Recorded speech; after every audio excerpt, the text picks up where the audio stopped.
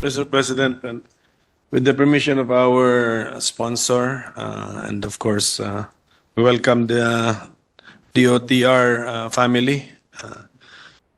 Maikli lang sana itong aking interpellation, except that ito ang isa sa pinakamahirap na intindihing budget, Mr. President.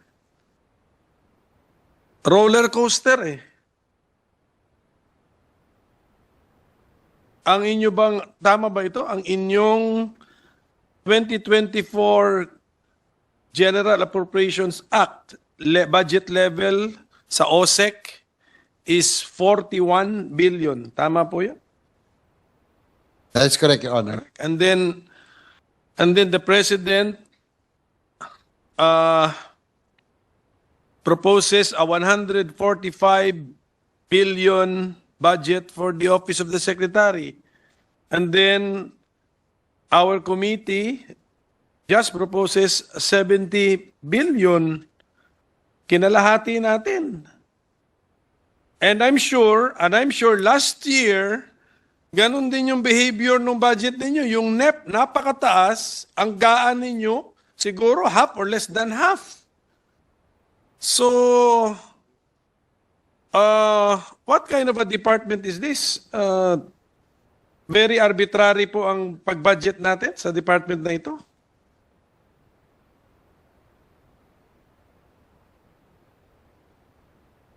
Your Honor, Mr. President, your observation is very much correct, no? Because the bulk of the budget, no, was listed on the napunta po sa unprogrammed funds, no? Originally nasa program funds. Ang pinakamalaki po rito yung mga big ticket items, yung mga railway projects, or the foreign assisted projects. Both of were originally last year were in the program funds, pero after the BICAM, nalipat po sila sa unprogrammed funds. So hence, that is why there's a big difference, no? Doon po, kaya na bumabaho ng gusto itong Yes. nasa GA. Pero disagree tayo doon, di ba? Yes, sir. Disagree tayo. Ang ginawa kasi ng House sa GAB, 100 sa NEP, 145, using round figures lang 145 billion ang proposal ni Presidente na budget ng Office of the Secretary. Ang House, 68 billion. Committee report ng Senado, 70 billion. So agree tayo sa House. Your So Honor, agree. So in effect, agree tayo sa House. Na binaba na House ang program. Tama?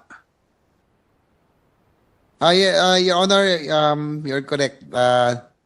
Nagdagdag lang tayo ng 2 billion, no? Pero yun po kasi nangyari, most of the foreign assisted projects nandun pa rin po sa unprogrammed funds kasi naman po ang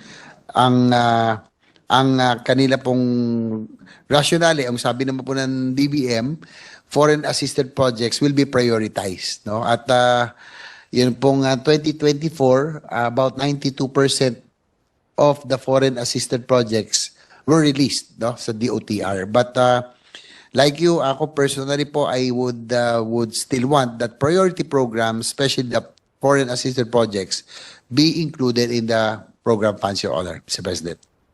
Hindi, kung sino yung budget experts sa atin dito, between programmed versus unprogrammed, sino yung priority doon? So, klaro, di ba? Pagka ginawa ka unprogrammed, you are less of a priority than nasa program. Di po ba? That is correct, Your Correct. Honor, Mr. So, President. the mere fact na yung paglipas. So, actually, ang mga amendments na dapat ine-entertain natin would not only be in the amounts, but also in the location of the item, the budgetary item, di ba? Kung saan siya linagay sa format ng budget. Tama po ba yun? That is correct. Okay, Your Honor. pero okay, sige, ganito po para maintindihan po natin. 145 billion kasi ang proposal ng presidente. Ang committee report natin 70 billion. So does that mean that there is a 75 billion item or entry in the unprogrammed funds for the DOTR? That is correct, Your Okay, Honor. may we know kasi 1, 2, 3, 4, 5, 6, 7. There are 8 purposes in the unprogrammed appropriations as found in the ano to,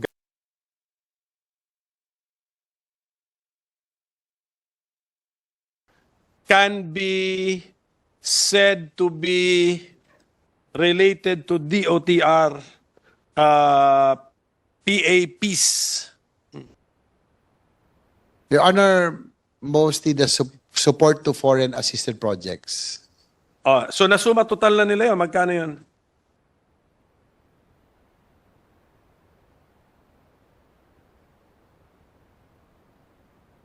Total is around 70 billion, Your Honor. 70 billion. Yes, Mr. President. So 70 billion. So more or less, makikita mo na more or less na siguro kung meron man kinalimutan o drain up na programa or project, it would only be to the tune of 5 billion. Tama ba yan?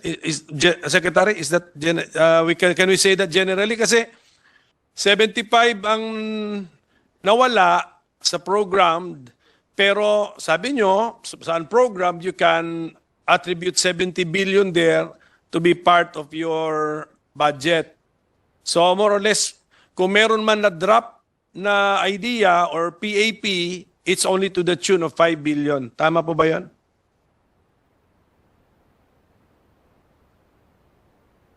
Your more or less, Mr. President, yung pong 70 billion, the foreign assisted, hindi lang po lahat po DOTR, nakalamsam po yun. Basta po foreign assisted projects, programs, ay yun po yung mga napunta po sa unprogram. So it's a Kasi total of 70 billion, lump sum. Tinanong ko to sa committee hearing natin, hindi nga rin ako masagot. Kaya nga tinatanong ko, baka by this time, with the passage of time, akala ko masasagot nyo na ako eh. So hindi nyo pa rin alam which I'm sure alam na siguro. So 145 billion original ninyo, meron kayong so-called regular programs, rail transport program, aviation infrastructure, maritime infrastructure, motor vehicle regulatory program, public transportation. Tama ba? Is that correct? If so, matotal ko lahat yun, plus your PS and other items, 145 billion. Tama po ba yun? Okay. Kaya nga. That is correct, Your Honor. So now 145 billion. we take a look at how ano itsura nito 70 billion ngayon ninyo. Which of those I'm sure PS hindi naman siguro ginalaw. Which of those 5 regular programs ang tinamaan?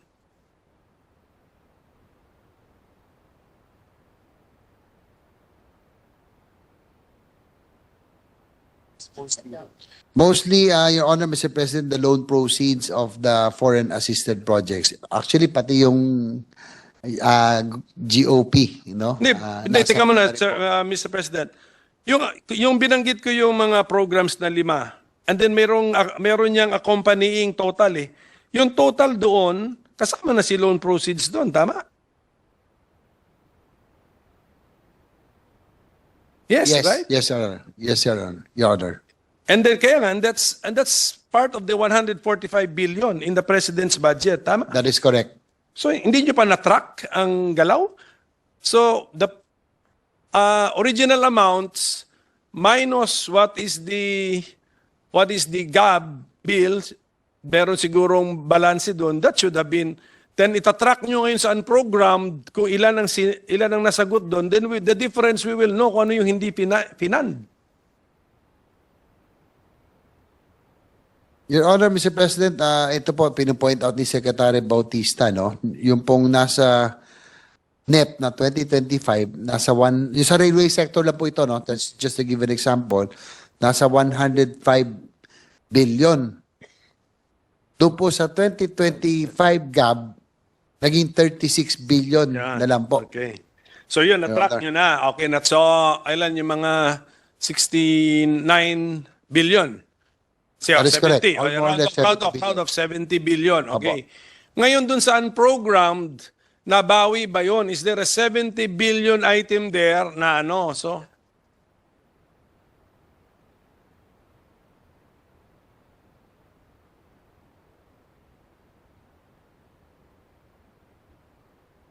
Your Honor, Mr. President, according to DOTR, yung pong unprogram ka is a lump sum, no? Lahat po ng proyekto kasama ron, hindi po pang DOTR lang. So, Correct. hindi po nakalagay talaga kung it will be earmarked for certain specific projects, Your Honor. Ito ba? Kasi, pero ang unprogram kasi, Sir Secretary and Mr. Chairman, Mr. President, 158,665,456,000. Hindi siya round number. Ibig sabihin nun, may entries yun to come up with such a very specific number. Hindi ini-explain ng DBM sa kapwa niya official family of the President. Ilan lang sa inyo rito? Hindi nila ini-explain? Hindi, alam mo, Mr. President, pag sinabi kunyari, 200 billion, round number lang yun. Alatang inestimate eh. Ito po eksakto to the thousand. So meron itong mga elements or addends siya tatawag mo doon. Pag isuma total mo yan ang lalabas.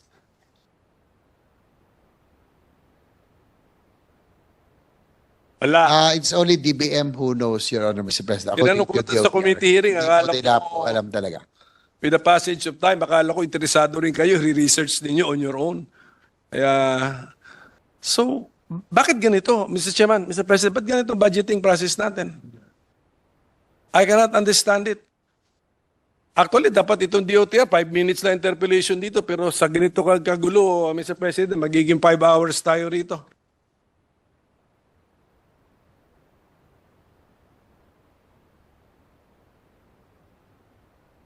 Your Honor, Mr. President, according to DOTR, prior to the 2024 budget,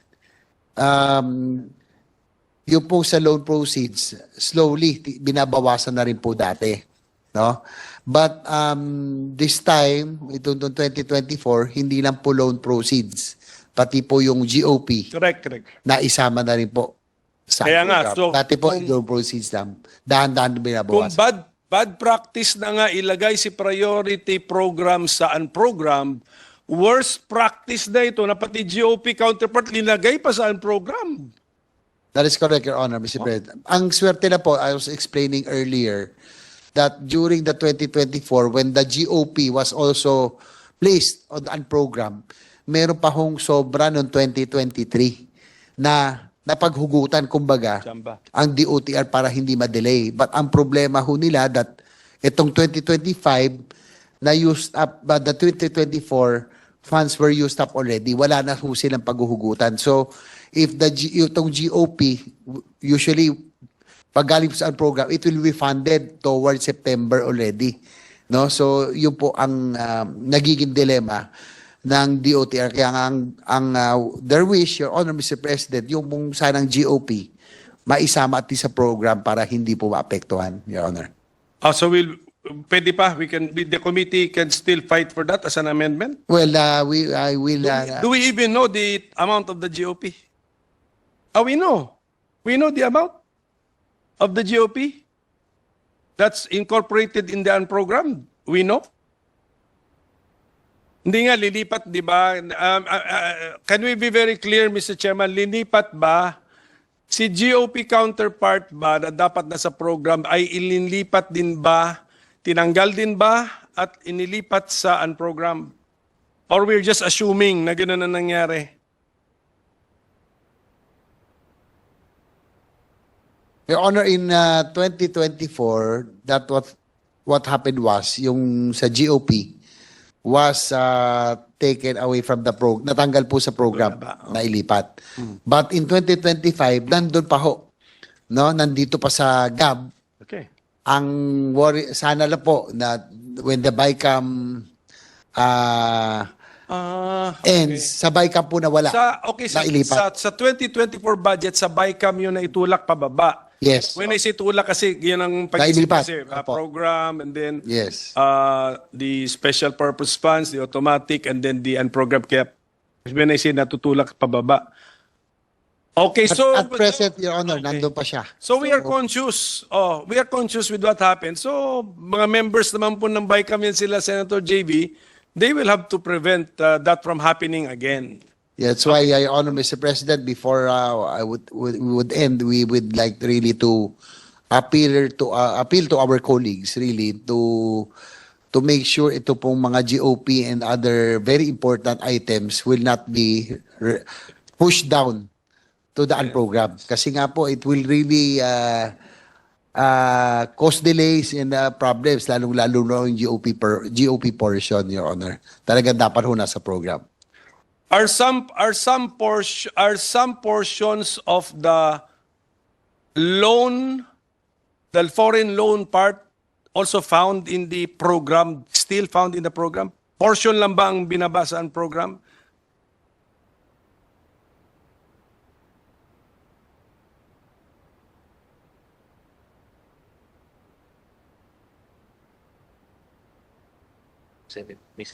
Perfect.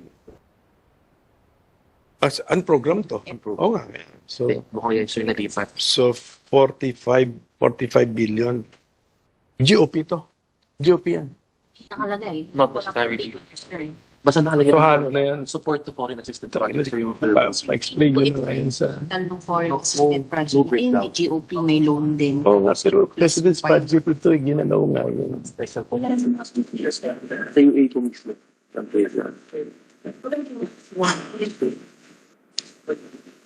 Like Your Honor, Mr. President, meron po tayong ano rito, no? There are some programs like that. For example, tong New Dumaguete Airport, meron na po dapat ito na 6 billion, but doon po sa na zero po siya, no? Sa GAB. So, and others, so, halimbawa yung Cebu BRT na dapat 5.8 billion, naging 500 million, Your Honor, Mr. President. Sige po. Anyway, siguro they will be able to sort this out. I mean, pero ito lang po, ano, Secretary and then my colleagues, let me quote the President sa kanyang SONA. Okay, I'll just quote the President. Mas lumalabas nga, mas protective pa ako kay Presidente when I want his desire to be respected. Ito look, take a look. Ito, SONA ito. We look to the cooperation of our colleagues in the legislature. Not only that our proposed national budget be approved in your usual timely manner, but it be adhered to as closely as possible. So when we cut a 145 billion budget to 70 billion, do we adhere to it as closely as possible? That's really a good question, Your Honor, Mr. President. No, I will address it to the majority kasi kayo supposed to be ang protective of the president and his desires and his budget, Mr. President. That's why, Your Honor, Mr. President, from the start of my opening statement that hopefully I am appealing as one of the not only the one defending the DOTR, but it has been my advocacy ever since, no? Because I believe that we really have to invest in the infrastructure. That I'm hoping to our colleagues that if possible, that we would be, if we can retain loan foreign assisted projects and priority programs in the program funds, it will be better. No, kahit na po meron pong commitment or meron prioritization na sinasabi ang DBM later on in the program funds that loan proceeds will be prioritized. It's still, I personally, Your Honor, Mr. President, yung pong sa tingin ko po na what is proper, that priority programs and foreign assisted, it is still better that it will if it would remain in the program funds or the line item, Your Honor. Sige po, thank you for that, Mr. President. Kasi ito nga, nalulungkot ako nung narinig ko rin sa ating sponsor kanina na yung Project Management Office ng Mindanao Railway Program, 3 tao na lang, sabi ni Senator JV. Before the Duterte administration, alam ko yan, 2 tao yan. I think nasa Cebu pa ata. Oh, hindi siya, wala nga sila sa Mindanao, nasa Cebu lang yata sila. Pagdating ng Duterte administration, headline yan eh. Headline project yan eh. Mindanao Railway. flagship project yan eh. And then after the Duterte administration, 3 tao na lang. So, how come ganyan tayo mag-decide parang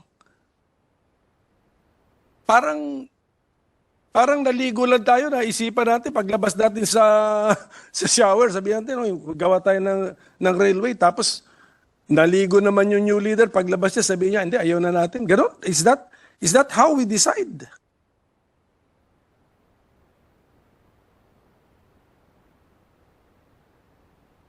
Tama po ba yung facts ko? Teka, si Secretary naman, you have people there with institutional memory. Tama ba yung facts ko? Yung Project Management Office ng Mindanao Railway, before Duterte administration, 2 tao. Tama? Ngayon, 3 tao. Facts yan. In between, during the Duterte administration, lumaki yan. Of course, then naging flagship project yan eh. And then it's that easily abandoned. Your Honor, Mr. President, because as you are correct, no, that during the Duterte administration, it was, tama kayo na-announce na talagang Mindanao Railway Project will be a flagship project, no, of yung, ano nga ba yun, yung flagship project nila ng Duterte administration, yung kanyang infrastructure. Bagong Tudigos naman. That's the phase. Yes, First phase, Your Honor, Mr. President. Before the Duterte administration, yung Project Management Office sa 2 tao, ano yun, Iligan to Cagayan de Oro yun. Ang focus nun. Oh. Yes, Your Honor. But unfortunately, when at the onset of the new administration, we withdrew the loan application because hindi po nagkasundo with the Exim Bank ba, no? DOF and China Exim Bank had a disagreement. So we withdrew the loan application. So probably one of the reasons that the DBM did not put funding anymore kasi nga po hindi na po siya ongoing. But ang sa DOTR naman po kasi there's a policy difference sa kanila po kasi they would want to continue funding it because yung mga prerequisites po that were discussed earlier, no? Yung pong land acquisition, utilities, relocation has to continue. So that because for example, the Mindanao Railway project is a NEDA approved project. This will happen later on. But we're hoping that the DOTR is hoping that the Mindanao Railway project will still be funded para po yung mga prerequisites will be taken care of so that when the project commences in the future, at least po hindi na maulit yung mga same mistakes that we are encountering now with the NSCR and the Metro Manila Subway project. Okay, so the System, Mindanao Railway project is still part of the rail transport program. And Yes, Your Honor. And then when you planned your budget, what is the amount that you gave to the project? So Mindanao Railway project under a program siya. So magkano po? Your Honor, Mr. President, the DOTR is requesting 5.4 billion, Your Honor.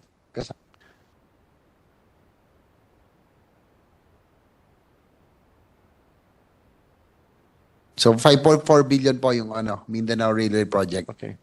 And that is found, if we now examine the committee report, that's in the programmed. Zero po siya lahat. It's not in the NEP, it's not in the GAB. So it's zero, Your Honor, Mr. President. So But they requested. Nasa budget request nyo. Okay, wala sa NEP. Okay. Apo. So kaya nga, kunyari, okay. So that we will understand.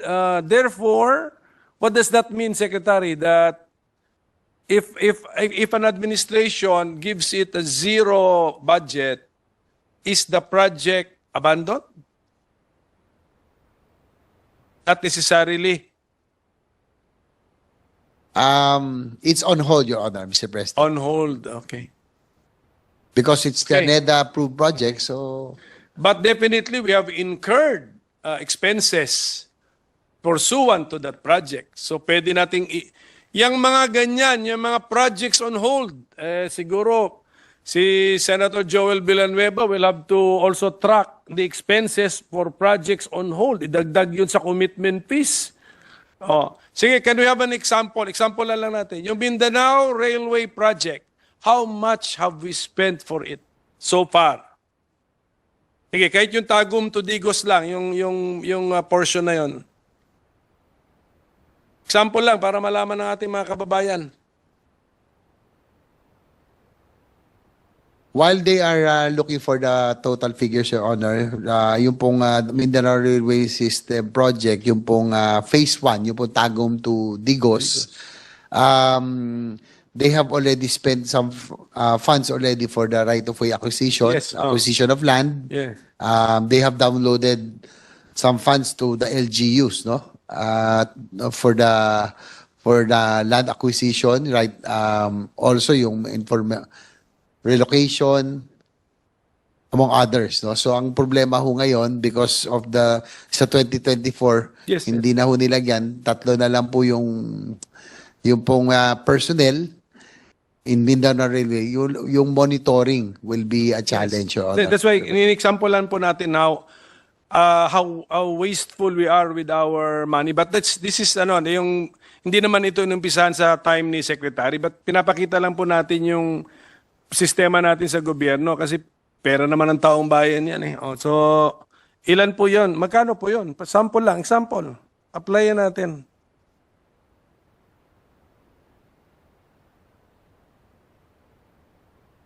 Your Honor, according to DOTR, they have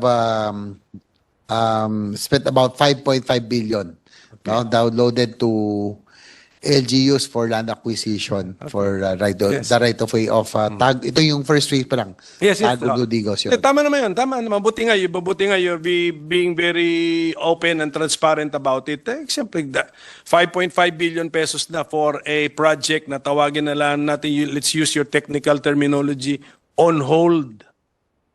May we know how yes. Check something. Yes. Wala kang mic, sir. Yes, if you say on hold, ibig sabihin yung project is on hold, depende sa availability ng funds. Am I correct?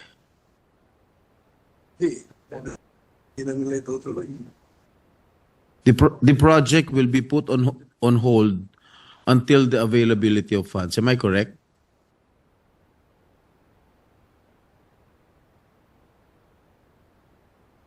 That is correct, Mr. President, that according to DOTR, additional preparatory works, no, prior to the loan agreement, if ever it pushes through, are not being done because of the lack of funding. In this case, for 2025, Your Honor, Mr. President, yung kanila pong 5.4 billion, yung sa NEPO is zero. So talagang on hold po ito. So paano yun kung wala nang mga funds na darating? So anong magiging nung structure na yun? Magiging white elephant? Kung wala na halimbawa ng pondo dumating, what will happen to the structure that has been started?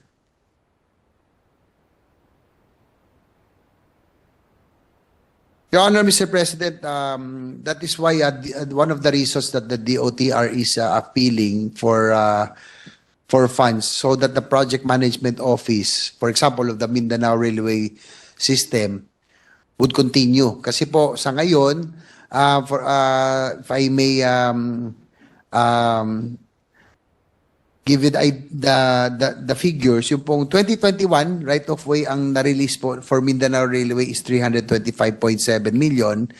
For 2020, 545.6 million that will be used to acquire land that will be used for the right of way of the Mindanao Railway. Ito po yung Tagum to Digos. So may I know what projects are still on hold, if I may? How many projects are still on hold?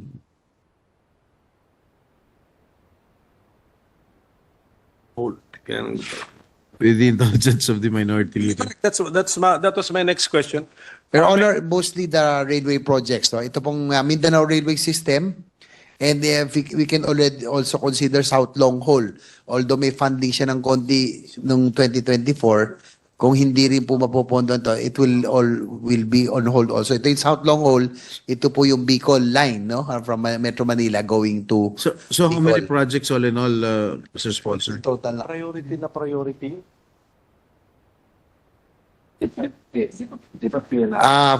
Apat po, Your Honor, Mr. President. Sa tatlong railway, Mindanao Railway, South Long Haul, ito po yung Bicol, and MRT4, ito po yung MRT going to Rizal, no? Ito po yung papuntan Rizal, Taytay Rizal, and isama na rin po yung New Dumaguete Airport Project, no? Which received zero Are allocation. these foreign funded projects? Yes, Your Honor, Mr. President. So kung hindi nagbigay, ang hinihintay natin pondo galing sa labas, so the project will not push through.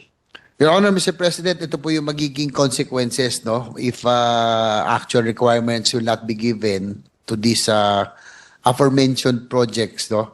Delay on project preparation, such as procurement of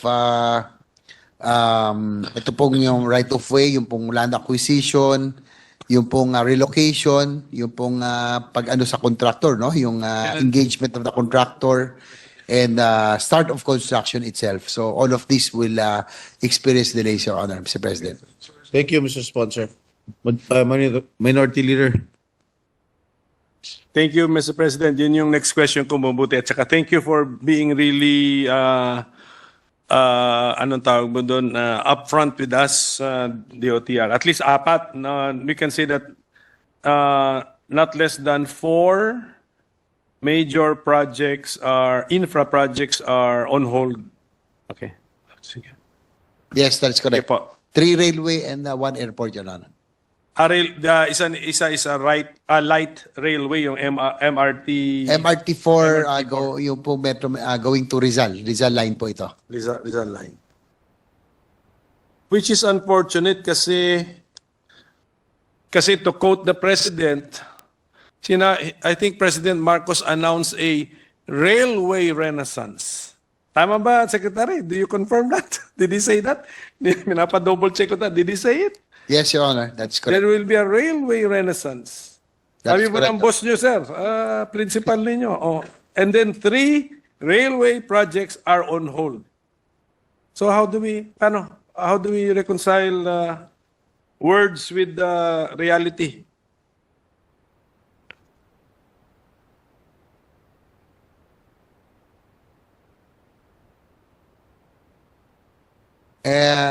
To add to that, Your Honor, Mr. President, most of the railway projects funding were substantially reduced, no, from the NEP to the GAB na Oh, bawasan pa. Paano ba yan, Mr. Secretary? Paano yun? Nagiging executive na yung nagiging executive ang legislature kasi dapat basta the budget begins with the executive branch, and you know our cash in, cash out. You also contract the loans. Kayo mismo yan eh. And then you set the priority infrastructure, and yet Congress halves your budget. I mean, disables you. Wala. Your Honor, again, according to DOTR Secretary Jamie, they were surprised, no, last year's in BICAM na talagang nalipat ng karamihan ng mga foreign assisted programs, pushed down from program to unprogram. And that's why, Your Honor, Mr. President, from my opening statement, being the sponsor and advocacy natin po itong infrastructure, I would want to propose an amendment at the proper time to retain funding of the priority projects in the program funds, Your Honor, Mr. President. Sige po, siguro kailangan medyo firm din ang Senate panel pagdating sa BICAM. Diba? If we believe in something, let's also stand by it siguro. Sabay kam. Yes, Your Honor. We'll do our best, no? And as you say, tama rin, I agree with the minority leader. Talagang dapat pag priority programs, foreign assisted, dapat talagang nandun sa line yun, nandun sa program. Kasi Well- kung nilagay mo sa program, that is dependent on the revenues, no, that will be raised by government. So hindi siya priority kung nilagay mo sa program. Tsaka kasi when we say, I think we also, sa Duterte administration, then President Duterte used the phrase golden age of infrastructure. I do not know now, hindi yata ginagamit ni President Marcos yun. But pagdating sa targeted 5 to 6% infra expenditure of 5 to 6% of GDP, parang ganon. I think that has been retained. So parang kahit hindi ginagamit yung phrase na golden age of infrastructure, in effect, golden age of infrastructure pa rin ang target ninyo. But when we say golden age of infrastructure, ang gusto natin makita, not only, actually, hindi siguro yung more roads, but yung mga ganito. Ganito. Railway, airports, seaports, ganon. That's the golden age of infrastructure. That's correct, Your Honor, Mr. President. Tama kayo, yung golden age of infrastructure of the previous administration target nila to increase spending Yeah. from 5 to 6%. Actually, the previous year, nasa 2% na nga lang, kaya tayo siguro napag-iwanan. So, at least the last administration, it went up to 5 to 6%. Yung pong golden age of infrastructure, yung pong build program, ito pong pagpasok ng Marcos administration, they wanted to improve or even surpass to the build better more. Correct. Dapat. Yes. Kaya lang, dito nga, I agree with you. I share the same frustration. How come, question pa rin natin, priority projects are relegated to the program?